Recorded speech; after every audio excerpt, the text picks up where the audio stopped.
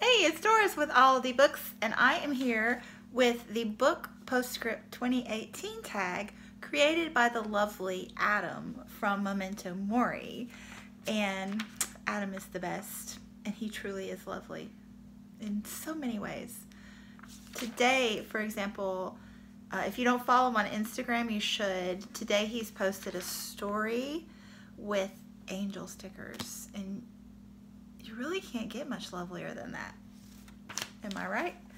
Anyway, this tag is kind of an end of the year reflecting on how your reading and booktube year has gone, but with a little bit different questions from the typical, your favorite fiction, your favorite nonfiction, your, yada yada, but these are, just really insightful because, that's another lovely aspect of Adam. He is very insightful.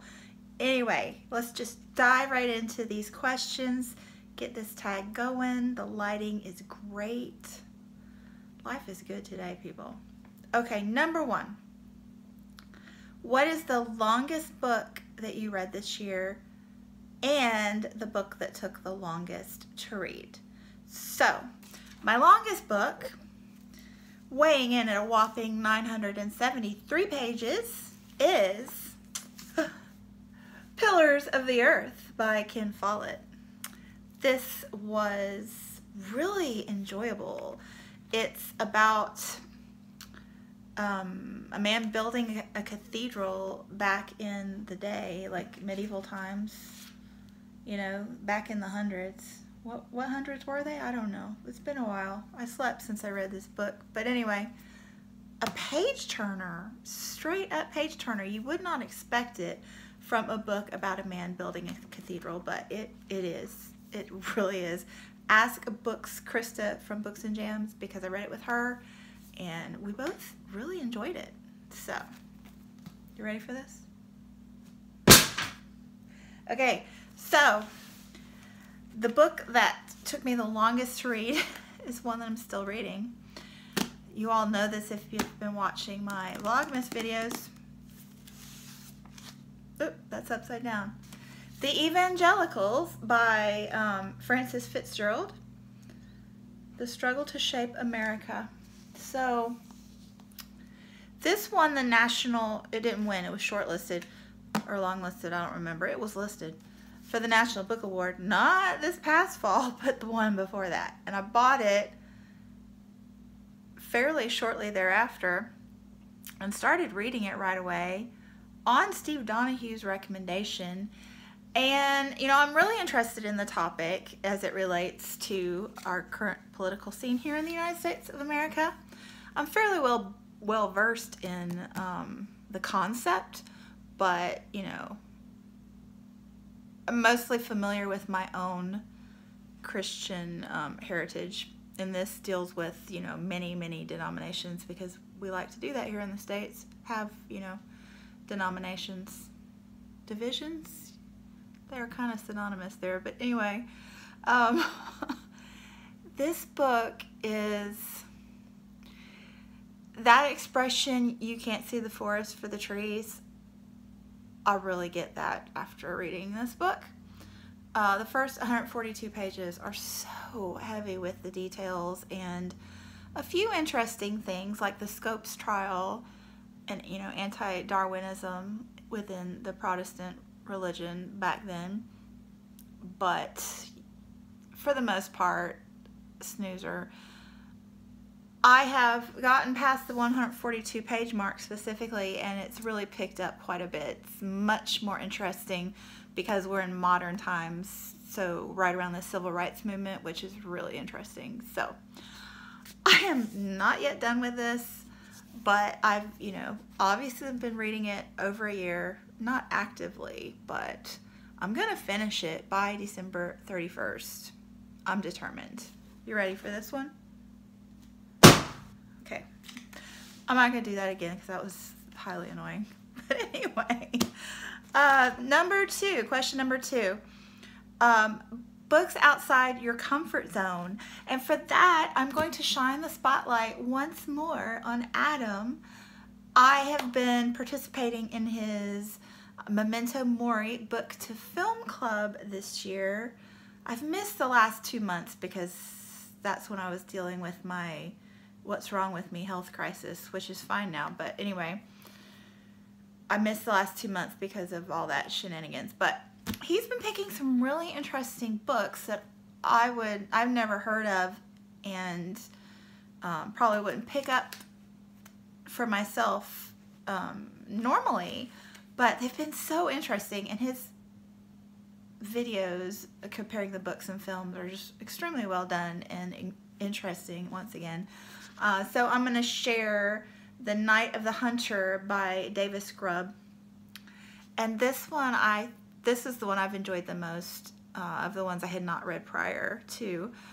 And this is it's a film noir, I guess you would say. I don't know, Adam will correct me, but vintage movie classics.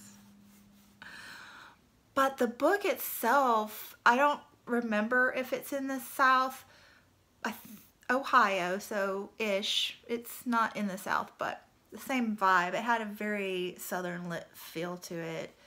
And it's centered around some kids that have lost their parents and, well, lost their dad, and their mom's with a new guy who is shady character. Very interesting read. Thoroughly enjoyed this one. Very entertaining as well. Okay, then number 3 is how many books have you reread this year? And that would be 5. I'm not a big rereader, and a lot of those were books from my childhood that I had reread, like The Black Stallion's Courage. Can't remember which other ones I wrote. I just made tally marks. Number 4 is, what is your favorite reread of this year? And I'm going to cheat here because, and I've mentioned this already this fall, but this is not actually a reread, but I swore that I read it. Like, I've been telling you all and myself all year long that I have already read this book, and then I started reading it for Victober, and I never read this book. So this is Far from the Madding Crowd by Thomas Hardy. Definitely a classic, and I just knew that I had read this book before. I've been telling myself for years that I've read this book, and there's I can't remember the singer, but she's kind of a modern folk singer. I don't think she's probably older by now, but she was pretty popular-ish back in the 2000s, maybe. I'll link her below. But she had a song, Far from the Madding Crowd was in the song, and I was very intrigued by it and swore I'd read it, and knew I hated it because I don't like serial novels. I had decided that based on Anna Karenina and a couple other ones. I thought this one, but no. And so I very much was dreading reading this, and the only reason that I bought it was because it has bees on the cover, and I was like dragging my heels, and my friend Kate from Katie's Book Nook decided to buddy read it with me, and so I was like, oh fine, and I started reading it. This is one of my favorite books of all time. All time. So there you go. Having a weird quirk like collecting books with bees on the cover will do you good, man. This book is so good. So good. Okay. Number 5, a book that you look forward to rereading. So I just finished Melmoth by Sarah Perry. This one is very, very, very literary and very atmospheric. It's kind of on the far edge of a good story, so a lot of people think not so much. But I was very much intrigued by the puzzle of this novel and understanding what Sarah Perry was trying to communicate to me, the reader, with her themes. And messages. I loved it, and I feel like it didn't quite get everything, and I want to reread it so that I do get more. So yeah, really enjoyed it and want to read it again. And number 6, your favorite specific short story or novella.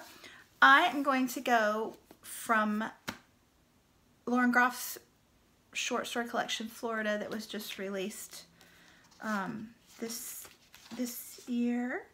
And I'm going to go with the opening story, which is Ghosts and Empties.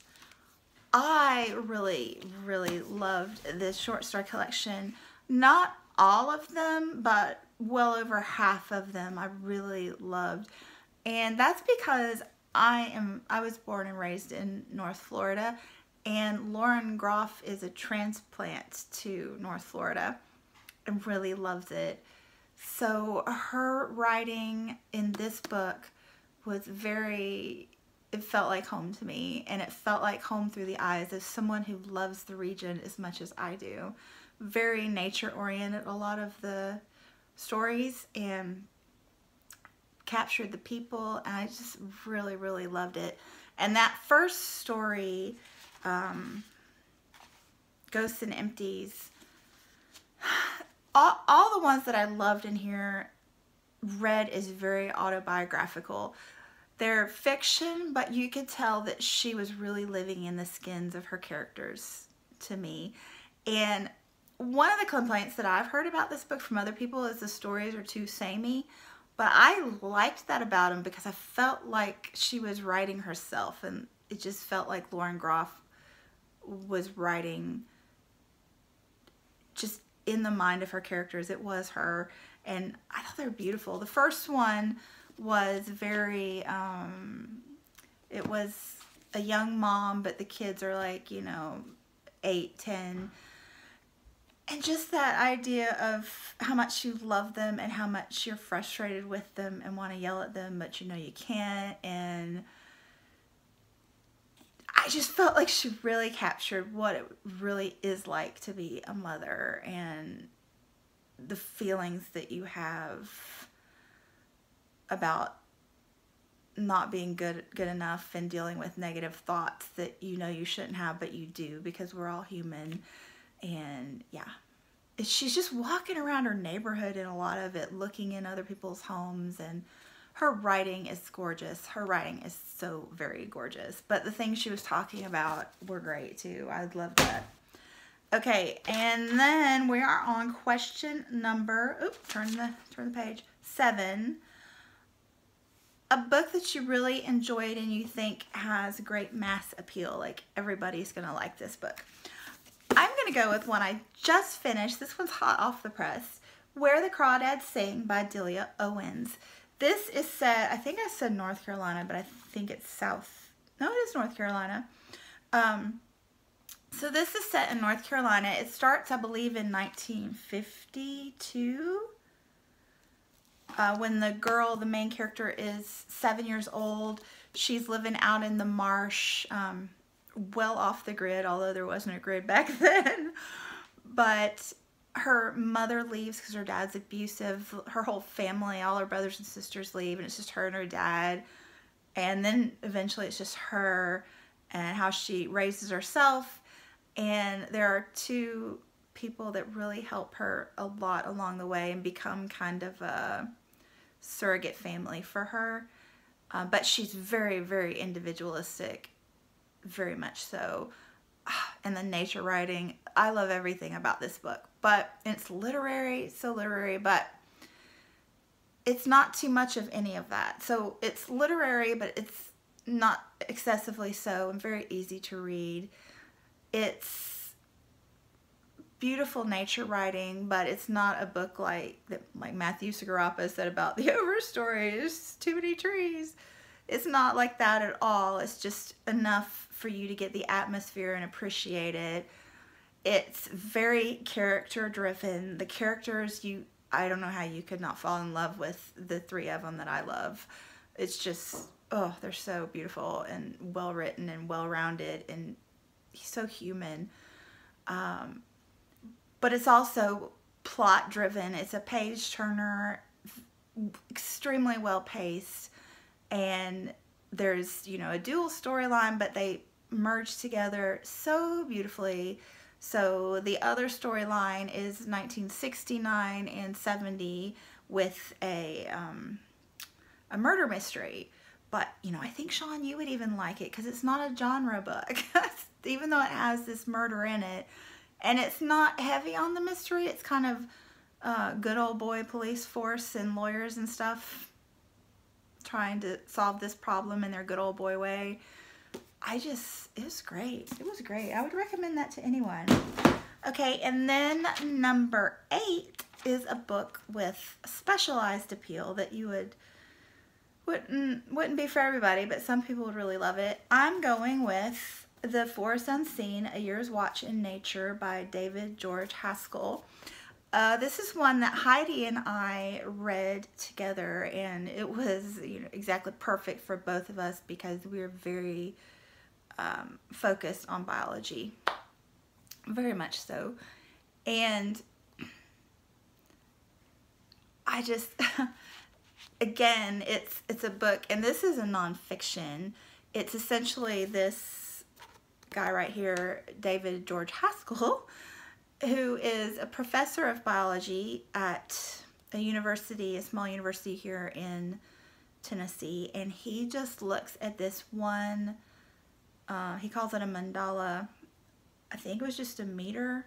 I don't remember the distance, but just this one little area of land over the course of an entire year. He just makes observations, what he sees there, and then just goes off on these beautiful tangents of his thoughts as he's observing this little world.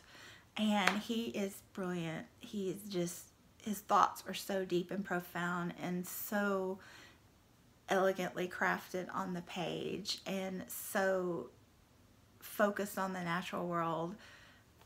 I just thought it was brilliant. Absolutely brilliant. But you probably have to be into, you know, environmentalist and nature heavy and, you know, nonfiction-y and literary to appreciate that one.